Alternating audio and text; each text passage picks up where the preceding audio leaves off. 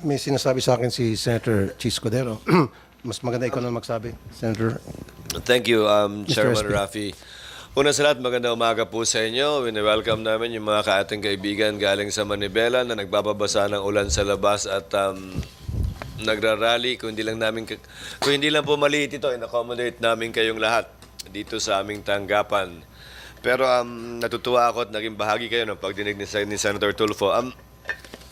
Mr. Chairman, matagal na akong tutol sa PUV modernization at hindi na natin kailangan magdebate.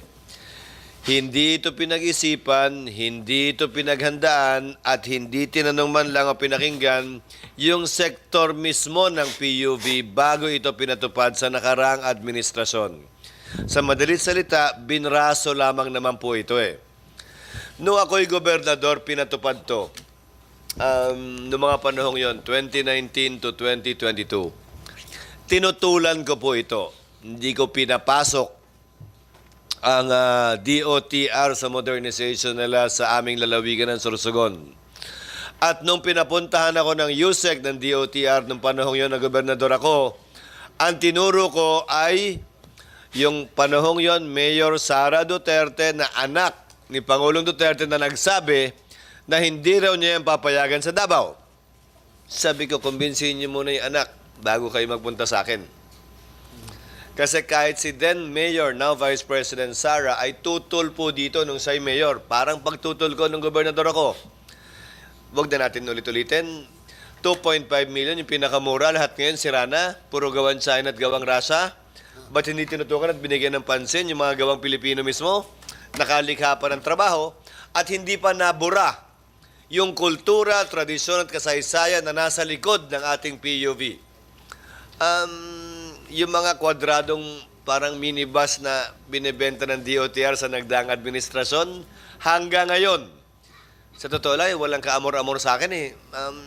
At sa totoo lang din, kasaysayan din namin, ginamit ng kooperatiba, Mr. Chairman, gumastos ng humigit kumulang 300 milyon yung isang kooperatiba namin sa Sorsogon, sumugal. Sa mahigit kumulang 40 yata o 50 minibus na binili nila, mga 8 na lang ang tumatakbo ngayon. Pinagkahuyan na rin yung mga nasira. Kulang nga ng paghahanda. At bilang panghuling punto, Mr. Chairman, sa halagang 2.5 million kada isa, saan naman kukuha ng pambayad nun yung operator o yung driver? Kahit anong computation ang gawin ninyo para mabayaran yung buwan ng hulog sa isang PUV na 2.53 million ng halaga, kahit maganda ko ba yung driver, kulang po ang 24 na oras ng pamamasada para mabayaran yon na may kita pa rin yung operator at yung driver. Ang solusyon dito, Mr. Chairman, sa panig naman ng ating gobyerno, mulat mula ang solusyon naman dito, pinansyal eh. Paano nyo mabibigyan ng sapat na kakayahan ang PUV, driver at operator para mabili itong sinasabi nyong malinis, moderno, mas maayos at mas maganda? Hanggat hindi po sapat ang financing, kahit anong puwersa nyo na magkooperatiba yan, para lamang makabili ng mga sinusubo ninyong galing China at galing Russia, hindi po talaga uubra eh. At isa pa po, saan na napunta yung tradisyon, kasaysayan at kultur natin kaugnay sa jeep? Hanggang ngayon po yung mga ambassador natin, pati po ako bilang Senate President ngayon, yung ibang mga senador natin at kongresista, ang pinapamigay po ay yung simbolo pa rin ng jeepney hanggang ngayon eh. Dahil parte na ito ng kultura at kasaysayan ng ating bansa. Isang ganun, buburahin nyo? Sino kayo? At sino nagsabing may kapangyarihan kayong burahin nyo ng ganun-ganun na lamang? Kaya pinapanukala ko, Mr. Chairman, buwang paniniwala ko na mayoriya ng mga senador ay sumusuporta sa pagsuspinde ng modernization program na ito. Kaya imbis na panukalang batas o dagdag dito, makakapagpasa tayo agad ng resolusyon expressing the sense of the Senate na hinihiling at pinapanawagan sa Pangulo na ito'y pansamantala munang suspindihin hanggat hindi nasasagot lahat ng mga katanungan, lahat ng problema at lahat ng kwestyong pinansyal kaugnay ng modernisasyong ito. Buwang pag-asa ko, Mr. President. Dahil na rin sa mga naging posisyon ng Pangulo sa kanyang zona, partikular kaugnay ng Pogo, may isang bagay na pinakita si Pangulong Marcos kahapon. siya'y nakikinig at siya'y sensitibo sa pulso at opinyon ng ating mga kababayan. At bilang inyong mga kinatawan sa Senado sa pangunguna ni Chairman Raffy Tulfo, paparinig natin at ihahatid natin sa kanya yung pulso, pananaw at posisyon ng mas nakararami nating kababayan na ipagpaliban muna ito. At sana dinggin niya tulad na naging posisyon din ng Senado sa Pogo, yung ating posisyon kaugnay nito nang hindi na kailangan intayin pa yung susunod na SONA.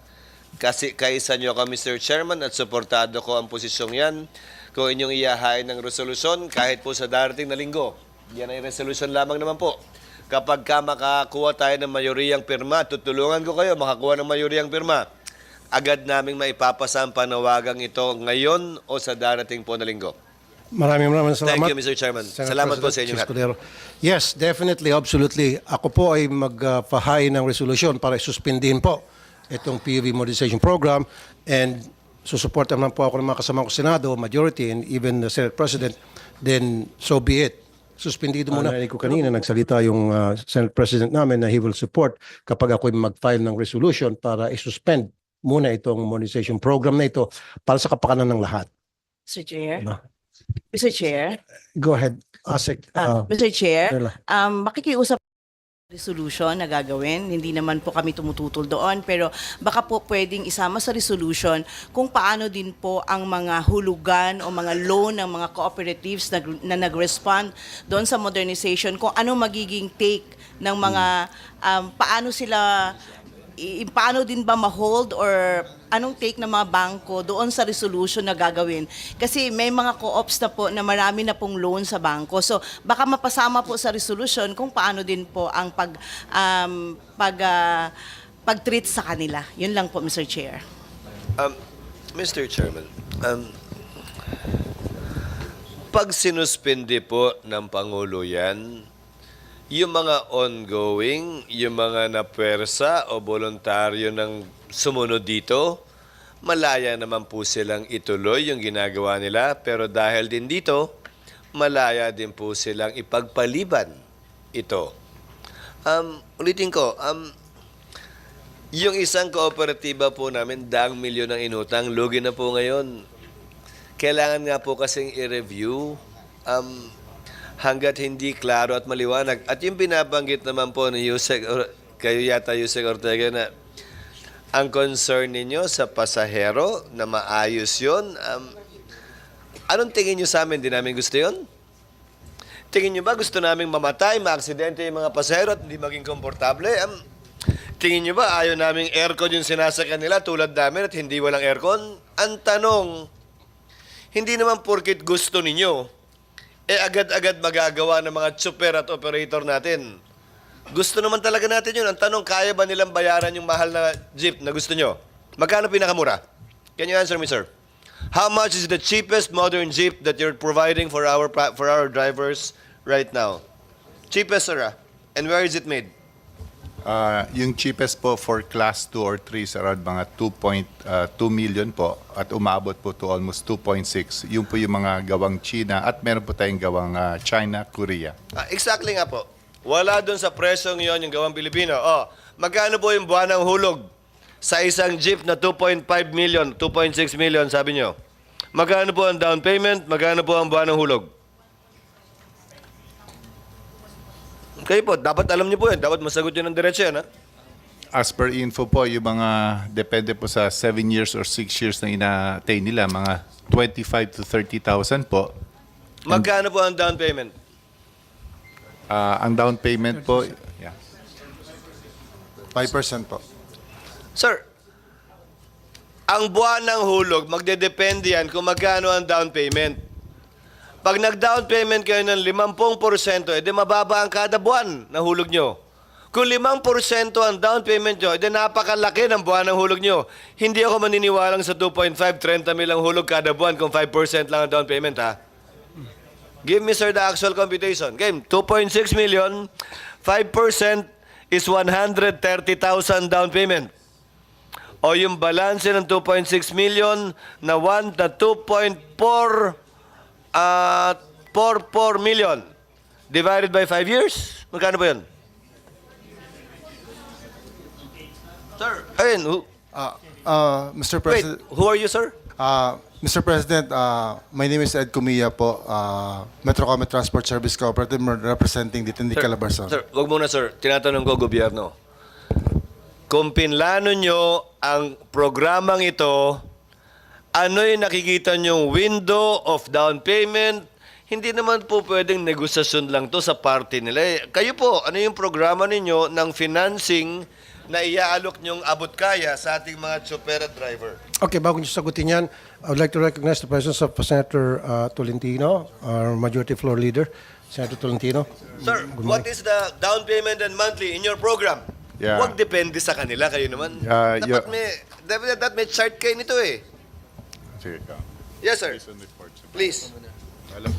Mr. Chair, may I be allowed to answer the query Go ahead. of the good Chairperson Senate Guadis. President? Sir, before you answer, what is the role of LTFRB in the financing aspect of the PUV modernization?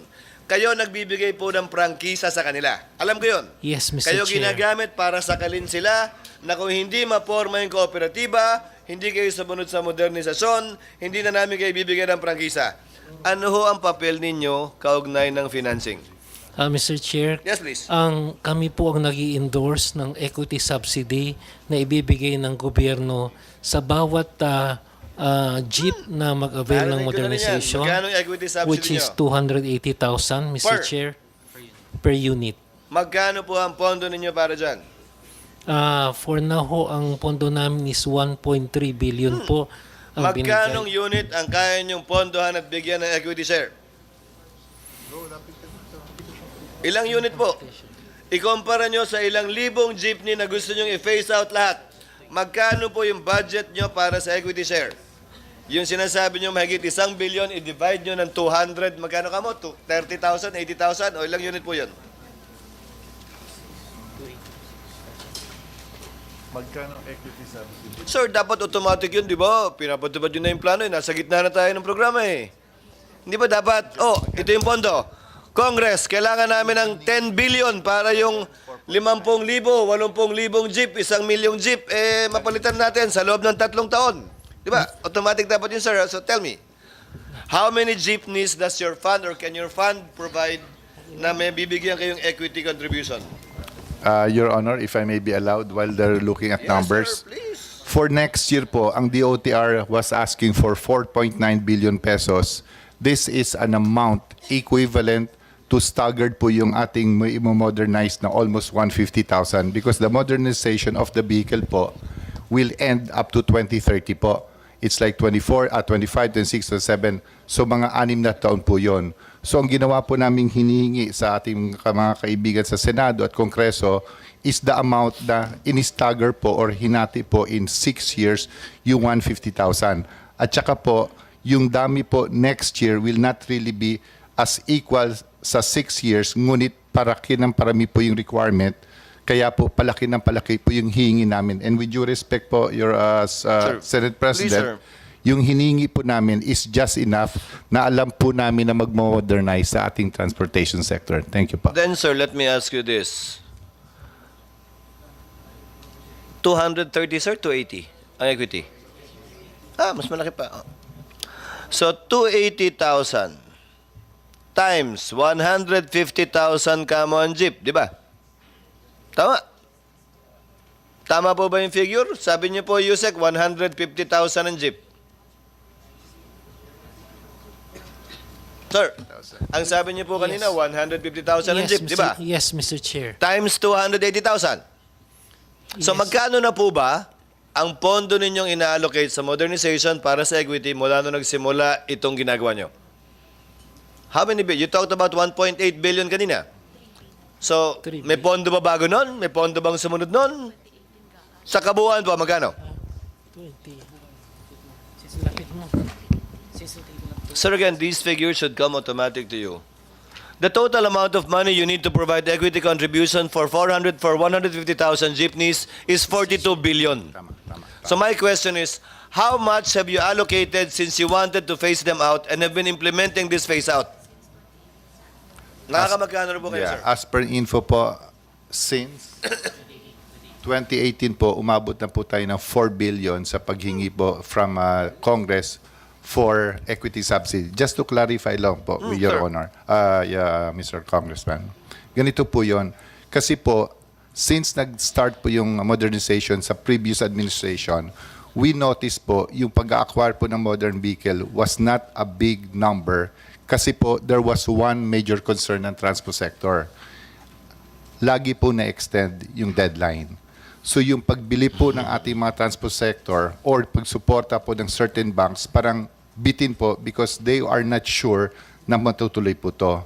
Pero po, nung naging firm po at nagkaroon po ng final decision ang ating gobyerno na April 30, this is what we felt and we saw. Nagkaroon po ng resurgence ng interest from financial institutions at yung ating mga transport sectors, sila po'y kumakatok na sa mga bangko for their modern vehicles.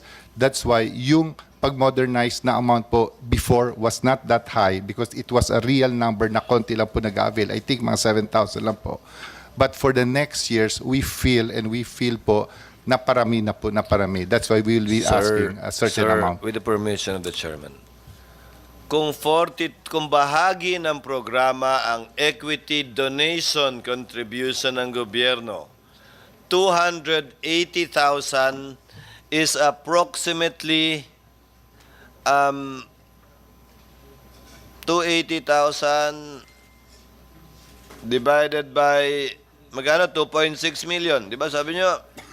That's about 10% down payment. Di ba? So, kung 150,000 na jeep yan, 42 billion ang kabuuang plano nyo, bakit hindi nyo isabay yung phase out? Depende sa pondo na meron kayong iaalok sa mga magmamodernize. Hindi naman po pwede, sir. Deadline na to. Dapat gawin nyo na mas maraming gagawa nito nang wala naman kayong binibigay na equity contribution, hindi naman to unahan din. Now, if that's the amount you need, sir, 42 billion, stagger it for 6 years, as you said, until 2030. So, 40 billion divided by 6, kung ilang jeepney man yun, times 280,000, yun lang din po ang i-modernize na muna natin sa kada taon. Hindi yung sasabihin ninyo, deadline na yan para humabol na lahat. Meantime, bawal muna. Hindi naman yata makatarungan yun. Yes, sir. Tama po kayo, Mr. Senate President. Kaya po yung modernization, para po, will be clear po, will not happen this year. As in, when I say modernization, yung parang they are obliged to modernize their vehicle. Ang tatapusin na po muna natin is the LPTRP, which will be 3 years, 24, 25, 26. Pagdating po ng LPTRP, meaning yung route rationalization, doon na po papasok yung pagmamodernize nila ng vehicle. So tama po kayo, they are not obliged to buy the modern vehicle now. But pagdating ng LPTRP, which will be at least by 2027, doon na po sila magpapalit from traditional to modern, and that will be the time po na hihingi po tayo from Congress for the bigger amount of equity subsidy for the last 3 years of the program. Pero ngayon po, it is just an amount of 2.6 billion dahil hindi pa po ganun karami ang nagpapa-modernize.